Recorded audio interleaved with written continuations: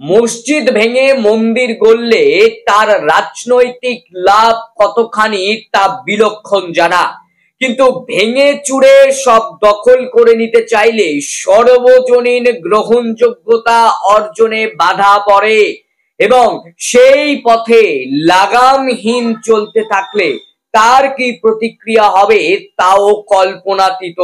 অখণ্ড হিন্দু সাম্রাজ্য প্রতিষ্ঠার স্বপ্ন শেষ অবধি বিবিধ খণ্ড জাতীয়তাবাদের জ্বালানি হয়ে উঠবে কিনা বলা এখনো পর্যন্ত মুশকিল।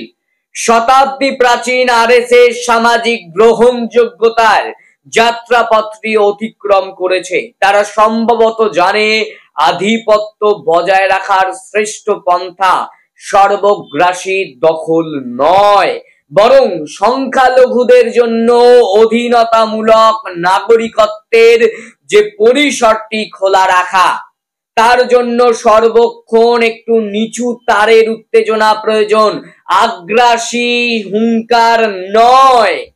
প্রাক মোদী পর্বের বিজেপি নেতারা আরএসএস এর প্রজ্ঞাকে কখনো অস্বীকার করেননি।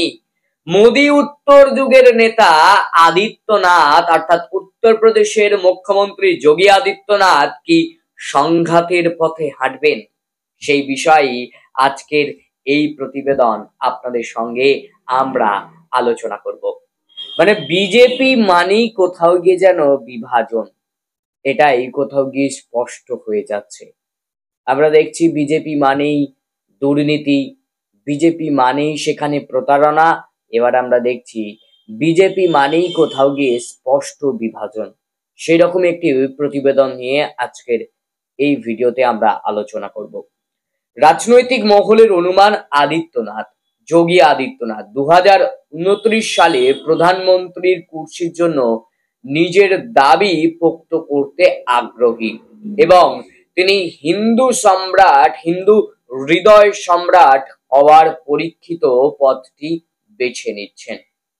যোগী আদিত্যনাথ উত্তরপ্রদেশের মুখ্যমন্ত্রী, যাকে নিয়ে সংবাদ শিরোনামে বারংবার উঠে এসেছে বিভিন্ন খবর। যোগী আদিত্যনাথের বিভিন্ন কথা নিয়ে রাজনীতির নেই, সেদিক থেকে আরো একবার যোগী আদিত্যনাথের নামই উঠে এলো।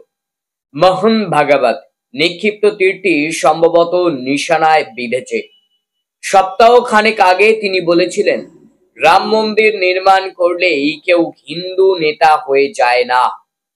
রাজনৈতিক জল্পনা ছিল।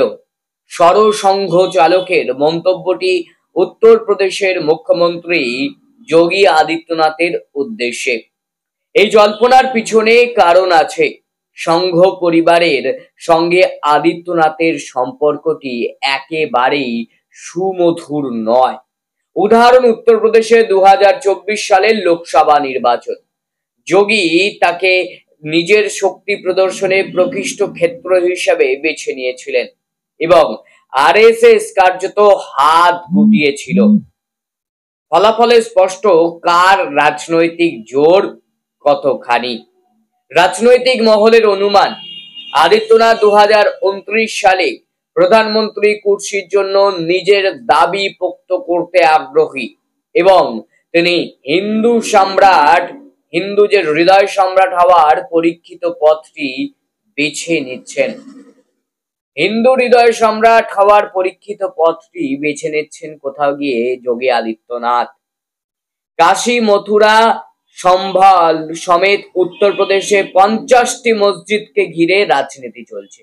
মানে একেবারেই ধর্মীয় মেরুকরণের রাজনীতি, সেটা স্পষ্ট হচ্ছে আস্তে আস্তে। এদিকে বিজেপির ঘোষিত নীতি হলো বাবরি মসজিদের পর আর কোনো ধর্মস্থান সংক্রান্ত রাজনীতিতে দল সরাসরি জড়াবে না। যোগী বিভিন্ন সংগঠনকে পরোক্ষ মদত দিচ্ছে বলে ওয়াকিবহল মহলের অনুমান, যে বিভিন্ন হিন্দু সংগঠনকে যোগী আদিত্যনাথ কোথাও গিয়ে মদত দিচ্ছেন। এই পরিস্থিতিতে যোগীর রাজনৈতিক উচ্চাকাঙ্ক্ষার রাশ টানার তাগিদ সংঘ পরিবারের থাকবে না তেমন দাবি করা একেবারেই মুশকিল বলা চলে।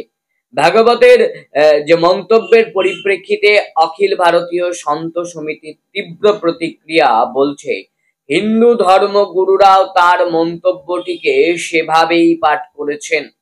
হিন্দু সমাজের উপরে আরএসএস বনাম সাধু সন্তদের সংগঠনের নিয়ন্ত্রণের দড়ি টানাটানিতে গোরক্ষনাথ মঠের প্রথম আদিত্যনাথ কোন দিকে তা স্পষ্ট। ভাগবতের মন্তব্য হিন্দুত্ববাদী শিবিরের অন্তর্বর্তী বিভাজিকাকে প্রকট করল। আরএসএস এর প্রধান মন্দির মসজিদ রাজনীতির বিরোধিতা করলে তার মধ্যে যে বিপুল দ্বিচারিতা থাকে তাকে অস্বীকার করা একেবারেই অসম্ভব বলা চলে।